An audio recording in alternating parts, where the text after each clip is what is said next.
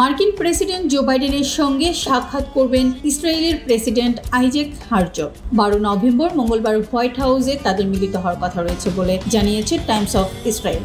বাইডেনের শেষ 3 মাসের কার্যকালের সময় লেবানন এবং গাজা যুদ্ধের অবসান ঘটাতে কূটনৈতিক চাপের মধ্যে এই বৈঠক অনুষ্ঠিত হতে চলেছে।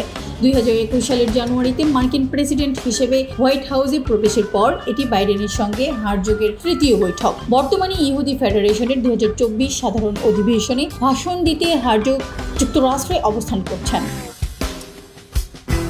এদিকে ইসরায়েলের প্রধানমন্ত্রী বেনিয়ামিন নেতানিয়াহু বলেছেন, তিনি ইসরায়েল ও মার্কিন যুক্তরাষ্ট্রের মধ্যে শক্তিশালী জোটকে শক্ত করার লক্ষ্যে গত কয়েকদিনে নবনির্বাচিত মার্কিন প্রেসিডেন্ট ডোনাল্ড ট্রাম্পের সঙ্গে অন্তত 3 বার কথা বলেছেন।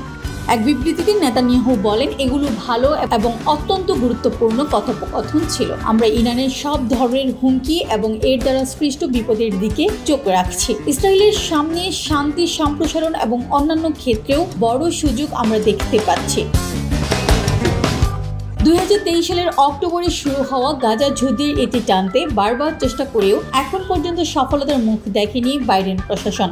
সর্বশেষ হামাসকে সাময়িক যুদ্ধবিরতির প্রস্তাব দিলেও তা খারিজ করে দিয়েছে প্রতিরোধ যোদ্ধারা। হামাস বলেছে, স্থায়ী যুদ্ধবিরতি এবং গাজা থেকে সব দখলদার সেনা প্রত্যাহার করলেই শুধুমাত্র তারা যুদ্ধবিরতির বিষয়ে আলোচনা করবে। এই অবস্থায় ইসরায়েলি প্রেসিডেন্টের সঙ্গে বৈঠক করে নতুন কোনো পরিকল্পনা বাইডেন প্রকাশ করেন কিনা তার জন্য অপেক্ষা করতে হবে আরও কিছু সময়।